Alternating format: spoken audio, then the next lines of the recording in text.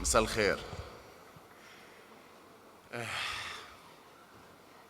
بشكر إدارة المهرجان، مهرجان وهران الجميل، السيد المحافظ، فريق العمل الرائع اللي معك.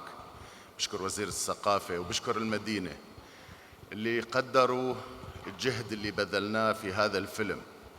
هذا الجهد المبذول هو رسالة لكل سجناء الرأي والمعتقلين في سوريا الحبيبة، لنقول لهم لم ولن ننساكم.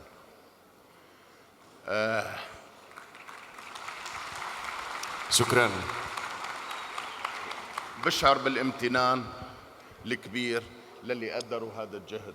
شكراً لكم. شكراً لك، ألف مبروك على الجائزة، جائزة الربهر الذهبية للفيلم القصير. شكراً لأعضاء لجنة التحكيم.